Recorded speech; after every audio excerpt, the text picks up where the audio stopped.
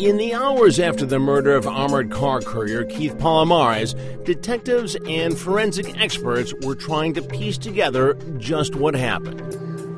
They had only the vaguest description of their suspect, a white or Hispanic male of average build and average height on a mountain bike. We were covering hundreds of tips about a guy on a bicycle in the Ahwatukee area. FBI agent Lance Lysing was working the case with Phoenix homicide detective Paul Dalton. Their crime scene was a mess, strewn with blood, fragments of 6 high-velocity bullets, and broken glass from a ticket counter window shattered by the only round that missed Keith Palomares. The body was right here. Right.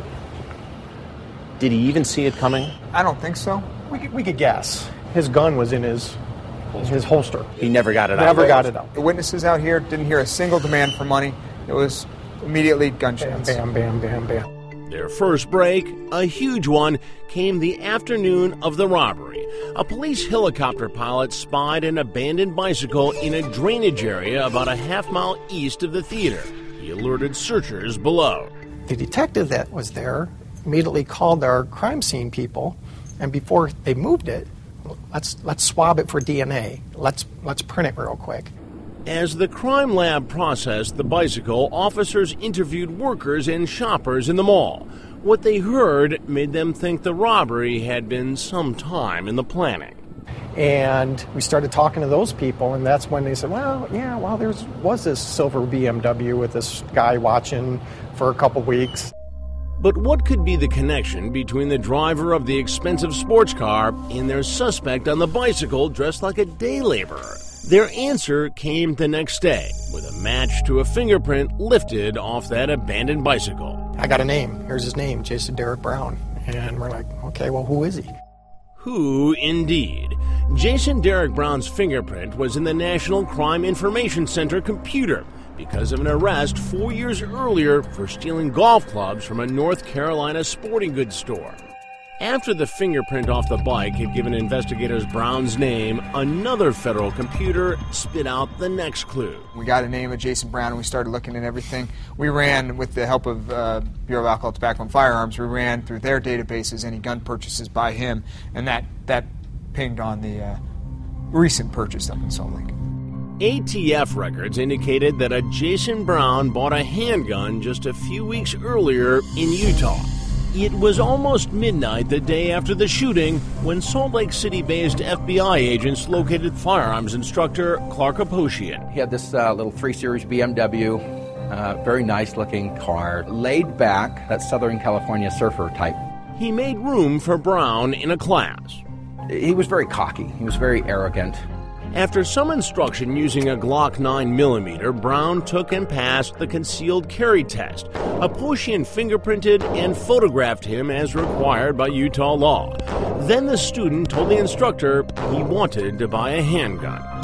The firearms expert tried to direct him to an easy-to-use, small-caliber weapon. He wanted something bigger. He said, "What's the most powerful?" He was insistent he wanted the .45. Brown bought a Glock 45, and he proved just as particular about the ammo he wanted. He chose some of our very high-pressure or very powerful ammunition. Before the FBI agents left the gun shop, they downloaded the photo taken for Brown's permit and sent it to the task force in Phoenix. You can see the smirk on Jason's face in that photo. It's an interesting shot. I mean, he's purchasing the instrument he's going to use to kill this guard, and you can see his attitude about it. They now had a name, a face, and a vehicle for their lead suspect. The vehicle, that silver BMW, led them to revisit a report of a suspicious person seen putting a mountain bike into a BMW at a motel about a mile south of the crime scene shortly before the murder. When Phoenix police detectives got there, they learned a Jason Brown using a Salt Lake City address had stayed in room 261. Forensic experts found little inside the room, but officers collected this surveillance video showing Brown in the motel lobby the day of the killing. The tip to the hotel, that corroborated some of that Jason Brown information, and then it just blossomed from there. Now, leads were pouring in. Brown's cell phone records were subpoenaed, and from cell towers, cops triangulated his trail in the hours after the robbery. He goes to a 24-hour fitness near the area, goes in with a bag, he comes out, it looks like he changes clothes, leaves the bag there for a while, comes back and gets it in a little bit. Those telltale cell tower hits indicated that by early evening on the day of the robbery and murder, Brown was driving west out of Phoenix. His phone logs indicated dozens of calls to family members in California. Sure enough, 2 days later, on Wednesday, bank records showed Brown was making a cash deposit in a Dana Point, California branch. The cops felt they had cracked the case. A grand jury agreed and indicted Jason Derrick Brown for the murder of Keith Palomares. An arrest appeared imminent. We're getting close, zeroing in. But even as they seemed to be drawing ever closer to their prey, the FBI and Phoenix Homicide were also growing increasingly concerned that Jason Brown was far more cunning, desperate, and dangerous than nearly anyone they had encountered. Coming up, investigators are just minutes away from an arrest. But then, A friend called him. And he hits the road. He's a ghost. when Dateline continues.